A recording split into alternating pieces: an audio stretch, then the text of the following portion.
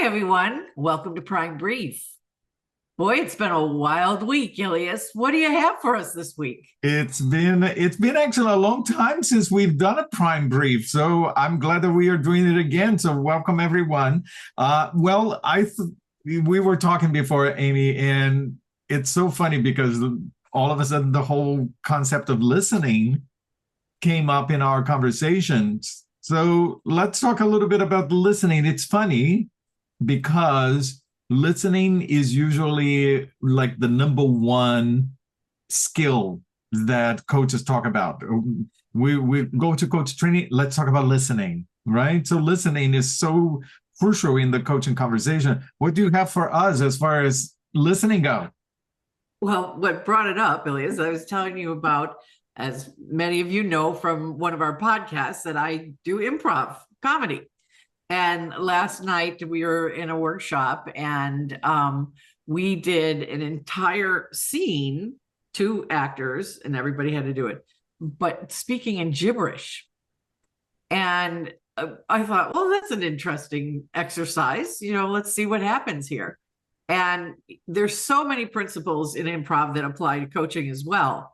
But boy, did it stretch my listening in a new way, that I got to use a new muscle in listening after all these years of coaching. And that when you're speaking in gibberish, you think you're saying nothing, right? But the truth is, we convey what we're saying beyond words. And most of it is through presence. And one of the rules is eye contact too, that we're playing to one another on the stage. And that level of presence, all of us were able to create an entire scene with meaning and understanding, not just between the two actors, but in the audience as well. And so after we were done, everybody started putting in what they were seeing in that scene. And it was so amazing that everybody was almost telling the same story. And so it was an incredible exercise in listening. And it got me so excited to go to this new level.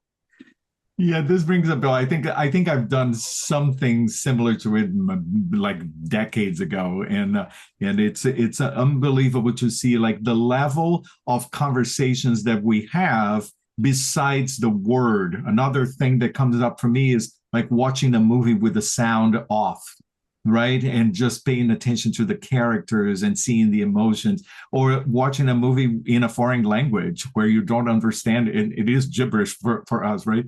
But the one thing that came up for me in our conversation here is this TED talk that I listened just a few days ago, and the speaker is talking about the different kinds of communication that we have, and he talks about emotional communication, intellectual communication, and circumstantial communication.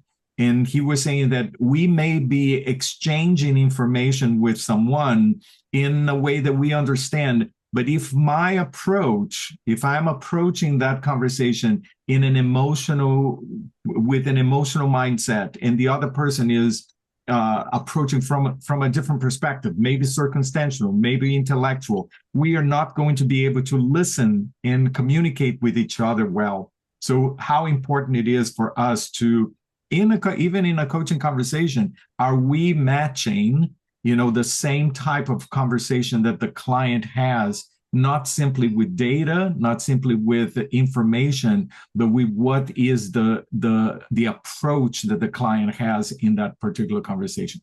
Quite interesting concept about listening. It's not just information, right? There are so many different layers as far as listening goes. So thank you. Yeah, thank you. This is great to be able to go to this new level or experiment in this new way. So I encourage all of you to do the same this week. Have a great week. Thanks for joining us.